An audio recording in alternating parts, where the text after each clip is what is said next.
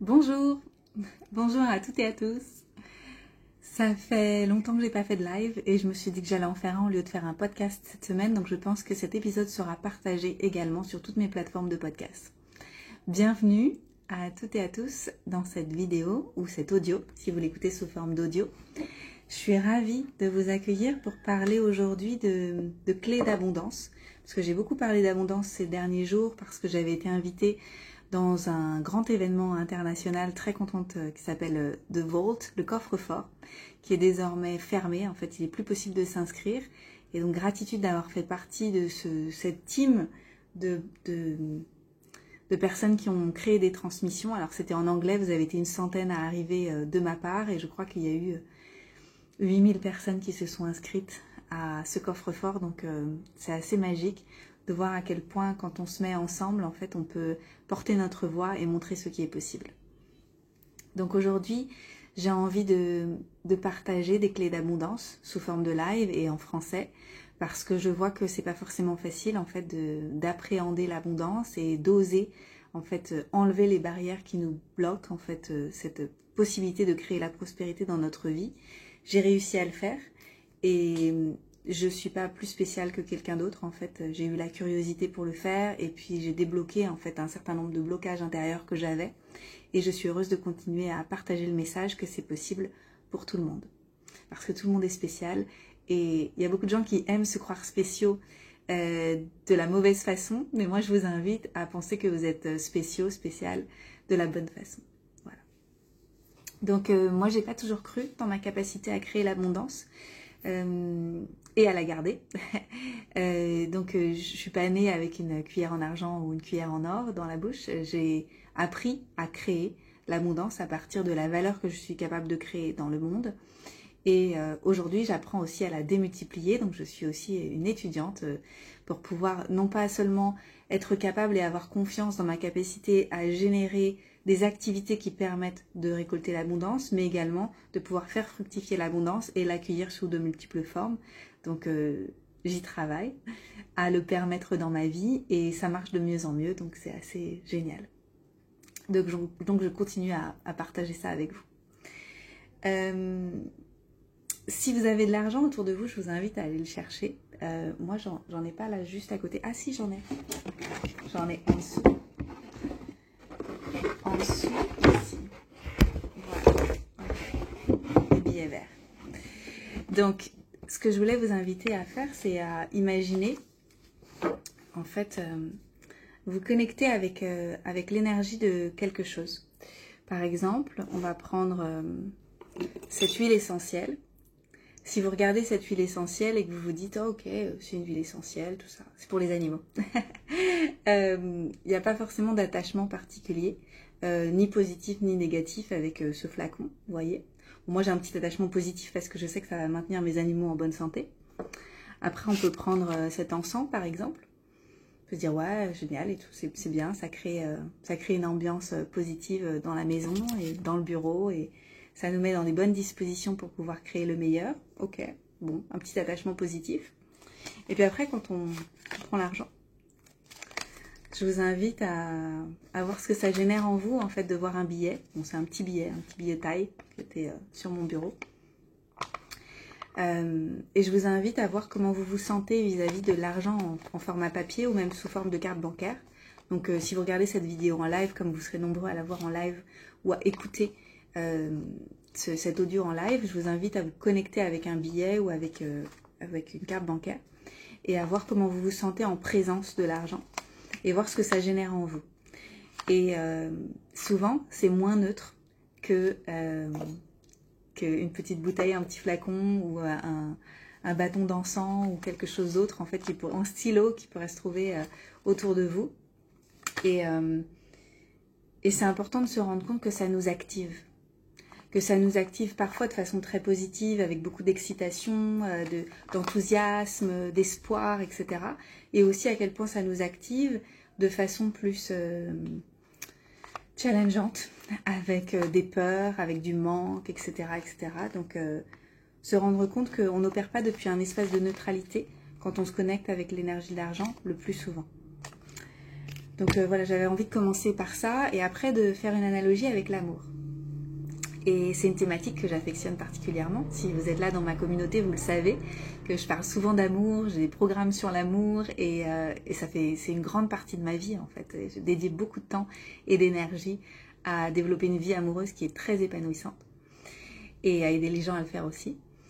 Donc je vais vous inviter maintenant à imaginer que l'argent c'est comme une personne.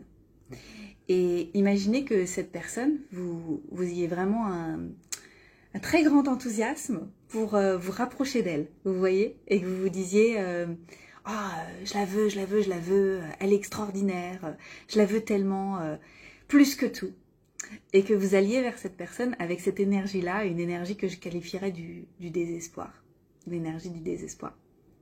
Qu'est-ce qui va se passer? C'est que la personne, vous allez la repousser. Tout comme vous allez repousser l'argent, si vous sentez aussi qu'il y a cette énergie du désespoir, je le veux plus que tout. Je la veux plus que tout, cette somme d'argent. Et du coup, c'est ce que vous vibrez. Donc, ça aide quand même à se rendre compte que parfois de l'énergie qu'on a vis-à-vis de quelque chose. Ensuite, imaginez que l'argent, ce soit un peu le contraire. Et que vous imaginiez que ce soit une personne que vous trouvez repoussante, que vous trouvez, que vous jugez en fait négativement. Et donc imaginez que vous vous disiez en présence de cette personne, tu es sale, tu me dégoûtes, tu es à la source de beaucoup de problèmes dans ma vie et dans la vie d'autres personnes. Vous pouvez imaginer un petit peu le résultat, c'est que cette entité, cette personne, elle va se sentir repoussée. Et donc, elle ne va pas avoir envie d'être dans votre champ. Et donc, c'est la même chose avec l'argent. Si vous avez des pensées comme ça vis-à-vis de l'abondance, c'est ce que ça va créer également. Alors, bien sûr, là, c'était c'était une métaphore un peu grossière. Mais il y a certainement d'autres subtilités que vous rencontrez qui font que, tiens, là, vous êtes trop needy, comme on dit en anglais, ou au contraire, vous êtes trop en retrait et vous n'êtes pas assez engagé vis-à-vis de l'énergie de l'argent. Et je pense que c'est important de réaliser que c'est un enjeu intérieur d'abord, que c'est entre soi et soi, et que c'est après que notre réalité extérieure, elle va se transformer, une fois qu'on a compris les dynamiques qui sont en place à l'intérieur de nous, et comment les transformer, et comment oser en fait prendre les choses en main. Donc je vais partager quelques clés avec vous. Moi je trouve que passer du temps à améliorer ses relations amoureuses et ses relations avec l'argent, parce que je vais garder ces parallèles parce que pour moi les deux sont connectés et j'ai la chance de vivre les deux de façon très épanouissante aujourd'hui. C'est gratifiant en fait de faire ça, de passer du temps à décortiquer un petit peu ses comportements, comprendre pourquoi on agit comme on agit, comprendre un petit peu les mécanismes qu'on a mis en place à l'intérieur qui font que on repousse plutôt que d'attirer. Et je suis convaincue qu'en fait on baigne toujours en continu dans une énergie d'amour et une énergie d'abondance, mais qu'on s'en coupe parce que c'est à cause du passé qu'on a eu, de la relation de nos ancêtres, nos parents vis-à-vis de l'argent, vis-à-vis de l'amour aussi, qu'on a adopté des façons de fonctionner qui sont pas très saines et qui sont pas très justes pour nous. Et on est beaucoup plus créatif que ça en fait. Mais on peut pas être créatif quand on est réactif et qu'on est encore dans des systèmes qu'on n'a pas vus. Et donc d'abord, il faut mettre de la lumière dessus et avoir de la curiosité pour voir ce qu'on a envie de créer et ce qui est possible en fait pour cette vie. Et après, c'est exponentiel et c'est extraordinaire tout ce qu'on peut mettre en place. Donc, que vous soyez célibataire et que vous souhaitiez rencontrer l'amour ou que vous soyez en couple et que vous désiriez améliorer votre relation, d'après vous, vous devriez vous concentrer sur quoi? Pour moi, la réponse est toujours la même, c'est vous concentrer sur vous d'abord, à mieux vous connaître, à prendre ce qui vous rend réactif et comment vous pourriez être créatif. Et mieux vous aimer, mieux vous connecter avec l'énergie d'amour en vous et apprendre à donner et à vous ouvrir pour recevoir. Et puis donner le meilleur de vous en fait dans cette vie, c'est-à-dire comprendre quels sont vos points forts, qu'est-ce qui fait que vous êtes vous dans votre unicité, etc. pour pouvoir honorer la vie qui circule en vous et donner votre meilleur tous les jours. Et donc être un beau canal pour la vie qui circule en vous. Et à la fin de cette vie, quand vous devrez rendre des comptes à Dieu, à l'univers, vous posez le mot que vous voulez dessus, être capable de dire, oui, c'est bon, j'ai donné le meilleur avec les cartes qui m'avaient été distribuées et je suis fière de moi. Et je suis persuadée que cette énergie-là, elle est magnétique et elle permet aux personnes qui sont censées nous rencontrer dans cette vie pour faire couple, mais aussi aux gens qu'on peut rencontrer pour créer des partenariats, des entreprises ensemble, etc. Et aussi pour tout ce qui est opportunités professionnelles et opportunités d'abondance, c'est magnétique. Et donc finalement, c'est la même chose. Et donc je ne suis pas surprise que je sois passionnée par ces deux thématiques parce que pour moi, les deux sont tellement en lien en fait, elles sont tellement connectées. Donc pour moi, c'est ça la clé. Donc ça paraît un peu simple dit comme ça parce que j'ai pu le résumer en 5 minutes. Mais en même temps, ça demande du travail et la discipline. Mais moi, j'aime bien le mot discipline parce que quelque part, c'est disciple de. Et moi, je suis une disciple au service de la vie qui circule à l'intérieur de moi pour pouvoir donner mon meilleur. Donc voilà comment moi je vois les choses. Alors, j'ai préparé 5 clés que j'ai envie de partager avec vous pour pouvoir à la fois améliorer des compétences relationnelles, si c'est ce sur quoi vous avez envie de vous concentrer, et à la fois créer une éducation financière. Vous voyez, si c'est là que vous avez envie plutôt d'aller. Donc je vais continuer un petit peu cette analogie parce que je la trouve très juste. Donc je vais partager 5 clés avec vous. La première clé, c'est réussir à identifier nos croyances et se rendre compte qu'elles nous limitent pour pouvoir nous libérer et oser autre chose. Et donc je vais donner un exemple de croyance. Par exemple, une croyance courante, c'est si c'était facile, si c'était juste pour nous d'être riches, donc beaucoup de gens disent ça. Si c'était pour moi de devenir riche, ça devrait être facile. Je devrais avoir des opportunités plus facilement. Mon entreprise, elle aurait dû déjà décoller alors que je suis dessus depuis plusieurs années et elle n'a toujours pas décollé, etc. Donc, ça devrait être facile si c'était meant to be. Et c'est un petit peu la même chose qu'on observe aussi en amour. Donc, il y a beaucoup de gens qui vont dire, si c'était meant to be, j'aurais déjà rencontré mon partenaire de vie, on aurait déjà commencé à créer notre famille, etc. Et c'est marrant parce que moi, je pense que ce sont des compétences qui s'apprennent. Il y a à la fois quelque chose de l'ordre des qualités d'être qu'on peut développer et il y a à la fois aussi des compétences qu'on peut apprendre. Et donc, c'est pas parce qu'on n'a pas baigné dedans et que pour nous, c'est pas une évidence que ça peut pas se développer. Donc voilà, là, je viens de débunker une croyance que ça devrait être facile si c'est meant to be. Je suis pas d'accord avec ça. Moi, il y a plein de choses qui n'ont pas été faciles dans ma vie. Et pour autant, une fois que j'ai travaillé sur ces thématiques, ça m'a libérée et après, c'est devenu beaucoup plus fluide. Donc voilà, donc il y a plein d'autres croyances sur lesquelles vous pouvez travailler pour pouvoir vous rendre compte que c'était des pensées qui vous désempuissançaient et qui ne vous servaient pas pour marcher sur un chemin de souveraineté et pour oser créer pleinement la vie que vous souhaitez créer. Donc c'était la clé numéro 1. Clé numéro 2, il s'agit de arrêter de remettre son pouvoir à l'extérieur et choisir de reprendre 100% de sa responsabilité. Alors ça, c'est valable dans les relations, comme c'est valable dans notre vie de prospérité ou de manque, si c'est la réalité que vous vivez actuellement, votre rapport à l'abondance.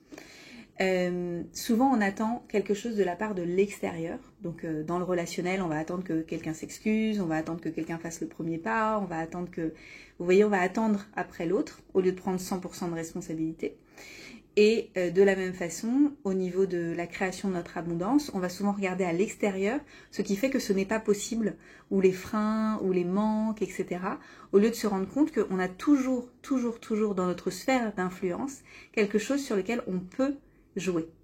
Donc, si vous sentez que l'abondance ne coule pas, par exemple, dans un robinet, moi j'appelle ça des robinets d'abondance, vous pouvez soit continuer à créer des choses pour pouvoir activer ce robinet, soit vous pouvez décider de détourner votre attention et activer d'autres robinets, par exemple. J'aime bien cette citation, c'est « bouge, t'es pas un arbre ».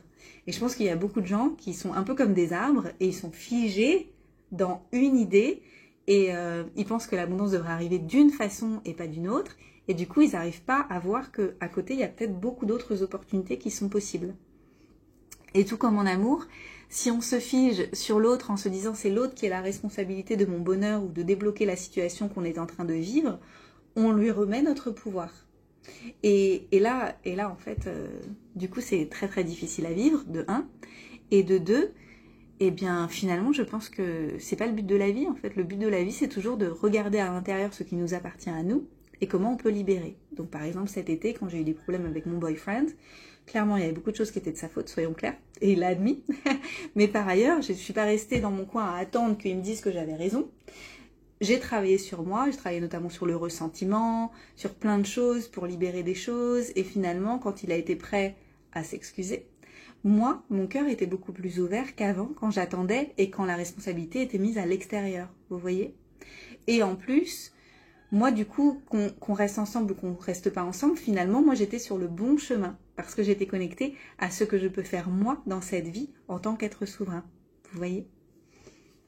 Donc ça, c'est la clé numéro 2, c'est arrêter d'attendre le changement depuis l'extérieur et décider en fait qu'on prend 100% de responsabilité.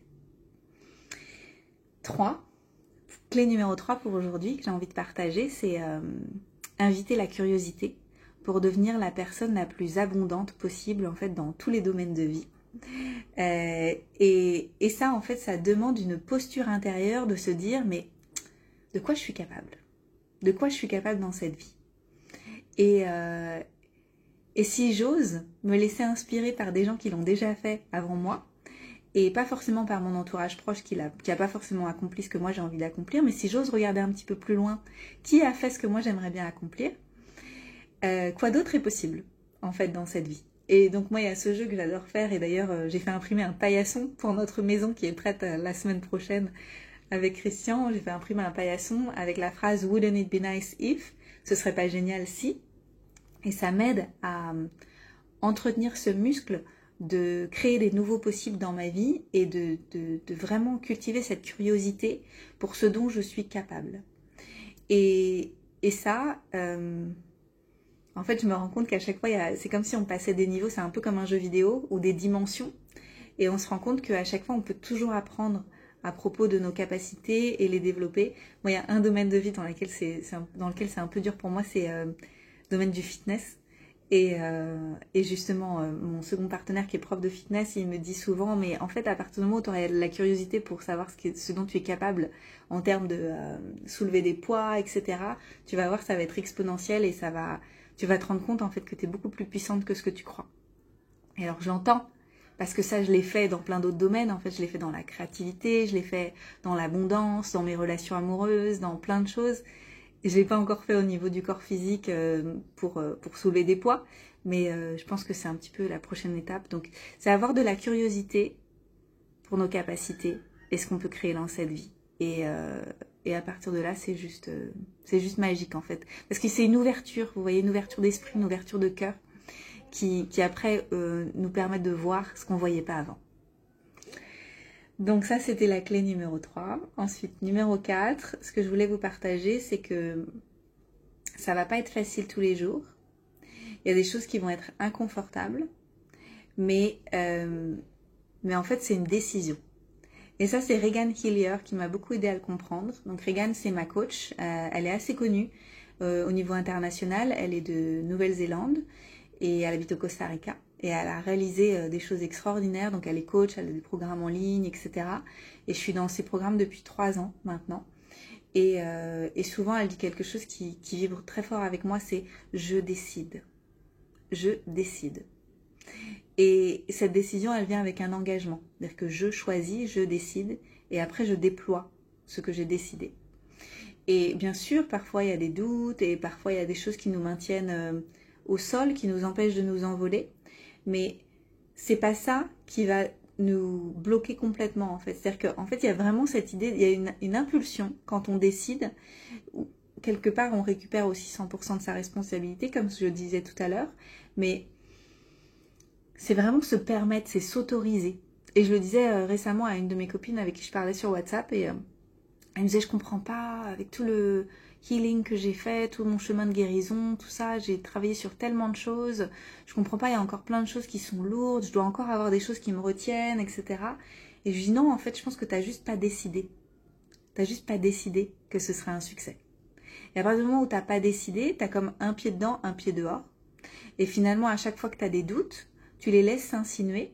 Et finalement, tu les laisses prendre toute la place et tu repars sur ton chemin de guérison au lieu d'être sur ton chemin d'empuissancement et de décider à nouveau que ça va marcher, que tu vas avancer vers ton succès, que tu vas prendre la prochaine étape, faire la prochaine action alignée avec ton cœur pour pouvoir déployer des actions qui vont après donner des fruits, en fait, des résultats, et donc cultiver ce jardin que tu es en train de créer. À chaque fois, c'est comme si tu disais « Ah non, mais en fait, j'ai pas tous les outils pour faire le jardin. » Et donc, hop, tu retournes au magasin, au lieu de rester dans le jardin et effectivement cultiver tes fleurs. Et donc, il y a vraiment cette idée de je décide, je me réengage chaque jour et je décide. Ce qui ne veut pas dire que parfois, on n'a pas besoin de retourner au magasin. Moi, je suis la première à avoir des coachs et à avoir des thérapeutes et à faire des programmes, etc. Mais faut pas que ça nous occupe tout le temps. Voilà. Merci Emmanuel. Emmanuel dit je décide. Oui, j'adore. Voilà. Et la clé numéro 5 que j'avais envie de partager aujourd'hui, c'est changer de regard sur nos challenges. Super important. Parce que les challenges qui nous arrivent, c'est aussi des opportunités. Et c'est parce qu'on va juger que c'est négatif que du coup, on va passer à côté d'opportunités d'approfondir des situations, en fait. Vous voyez, par exemple, si je prends le cas d'une relation amoureuse, quelque part, ça passe ou ça casse, mais quand ça passe, finalement, on est beaucoup plus... je le vois là, du fait d'avoir fait un break cet été, puis recoller les morceaux avec mon boyfriend, on est beaucoup plus proche. Il y a quelque chose qui s'est resolidifié beaucoup plus proche parce que ça nous a permis de vraiment descendre en profondeur dans ce qui a fait que ça m'a blessé, que ça l'a blessé. Et donc, ça a créé un nouveau niveau d'intimité et de vulnérabilité qui permet de créer quelque chose sur des nouvelles bases. Et à chaque fois qu'on rencontre un challenge, si on rencontre un challenge au niveau du business, par exemple, si vous faites un lancement, par exemple, si vous êtes entrepreneur et que vous faites un lancement et que ça n'a pas fonctionné, c'est une formidable opportunité de regarder, en fait, ce qui s'est passé pour vous, comment vous avez vécu le processus de créer votre offre, de créer votre lancement et d'aller regarder à l'intérieur comment vous l'avez vécu et vos points forts, les points d'amélioration. Et en fait, vous allez en ressortir beaucoup plus fort en tant qu'entrepreneur que si vous aviez jamais de défi, en fait. Donc, cette clé numéro 5, c'est embrasser les challenges et se dire, mais attends, en fait, de toute façon, il y aura toujours des hauts et des bas. Maintenant, c'est comment moi je réagis face au challenge qui va faire toute la différence. C'est ça. Et ça ne veut pas dire qu'on n'a pas d'émotions. En fait, des émotions, on en a toujours. Et c'est pour ça que moi, j'adore utiliser l'EFT et je mets de l'EFT dans tous mes programmes. Et je sais à quel point c'est important de ne pas bypasser les émotions et de vraiment les ressentir et de les faire circuler parce que c'est de l'énergie en mouvement et motion. C'est vraiment ce que ça signifie, en fait. Donc, juste se permettre de ressentir, transmuter et puis passer de l'autre côté et voir ce qu'on peut créer. Et donc c'est juste ouf. Et si je reviens sur la thématique de l'abondance, quand on a des challenges sur l'abondance, hop, il y a une porte qui se ferme, il y a quelque chose qui est vraiment challengeant, qui est vraiment difficile, il faut aller regarder, vous voyez, où est-ce que peut-être il y a d'autres portes qui sont ouvertes, mais qu'on a mis de côté parce qu'on jugeait les choses moins nobles, par exemple. Où est-ce qu'on s'entête alors que peut-être on devrait lâcher prise? Ou est-ce que peut-être on a trop cette énergie du manque où on essaye d'attraper, ou est-ce qu'on peut retrouver un point de neutralité à l'intérieur où on est beaucoup plus créatif et où tout redevient possible? Et tout ça, ça se travaille en fait, et ça s'apprend. Et donc, c'est un full-time job. C'est mon voisin qui me voit faire mon live avec ma lumière. Donc voilà ce que j'avais envie de partager, les 5 clés aujourd'hui.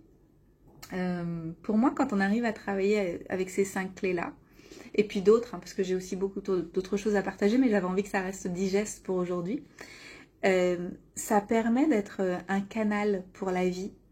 Et ce canal pour la vie, il a toujours envie de nous faire avancer pour qu'on puisse grandir, en fait, pour pouvoir être constamment renouvelé et inspiré par la vie qui nous traverse et qui nous permet d'accéder à notre plein potentiel finalement. C'est ça ce dont il s'agit.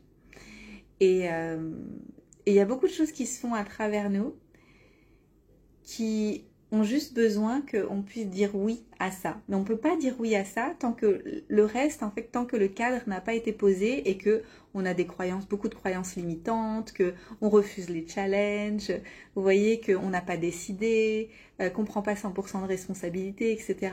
Du coup, c'est plus difficile. En fait, c'est comme si on était tout crispé, tout tendu, et donc la vie, elle peut pas circuler et elle peut pas faire sa magie à travers nous. Et je vais reprendre la même analogie que j'ai donnée au début. C'est la même chose en amour, en fait. En amour, si on est un canal clean, en fait, comme j'aime bien dire souvent, une digestion pas constipée, si on a un canal clean, en fait, la vie, elle peut circuler et on est naturellement aimant. On est naturellement amour. Et donc, on attire à nous aussi des gens qui sont amour, ou qui ont envie d'être amour, davantage avec nous qu'avec d'autres. Et puis de la même façon, quand on est l'abondance, quand on vibre l'abondance, quand on sent l'abondance circuler dans nos veines, on manifeste à l'extérieur des opportunités d'abondance qui sont une évidence. D'ailleurs, j'avais fait une masterclass, c'était ça. Votre abondance est une évidence. C'était il y a quelques années, elle est encore sur mon site, je crois, à disposition. Donc voilà, c'est ce que j'avais envie de partager aujourd'hui. C'est important de se poser les bonnes questions quand on a envie de travailler sur ces thématiques-là. Et je sais que l'argent, ça active beaucoup de gens. Ça vous active? Je sens que l'argent, ça active beaucoup, beaucoup de gens parce que ça n'a pas été enseigné. Comment guérir cette relation et comment faire la paix, comment créer quelque chose de sain, comment être créatif et pas réactif. Et j'ai envie de vous transmettre que ça s'apprend. Et que c'est pas inné, que l'herbe est pas plus verte chez la voisine, c'est que juste la voisine elle a arrosé et puis du coup ça s'est bien passé et il y a eu des belles conséquences avec des belles fleurs qui ont poussé dans le jardin et qui continuent de pousser. Donc voilà mon témoignage. J'en profite pour partager avec vous que j'ai créé un challenge gratuit qui débute la semaine prochaine, donc ce sera du 30 au 3. Donc du 30 septembre au 3 octobre, c'est 4 jours seulement. Ce challenge, il est par email. J'ai écrit des emails pour vous, des emails courts avec des questions à vous poser. Donc chaque jour, vous pouvez y dédier 10 minutes, je pense que ça suffit, 10-12 minutes pour pouvoir vraiment vous poser à l'intérieur de vous et voir comment ça vibre, en fait, vous poser les bonnes questions. Et puis d'adopter en fait de nouvelles habitudes vis-à-vis de votre relation à l'abondance. Moi, j'ai créé des habitudes prospères au fil des années et ça n'a pas été une évidence. Enfin, moi, je suis pas le succès comme ça en une nuit. Hein. Je suis pas devenue riche du jour au lendemain. Ça a pris un certain temps, mais ça a créé des racines solides. C'est-à-dire que c'est pas un feu de paille.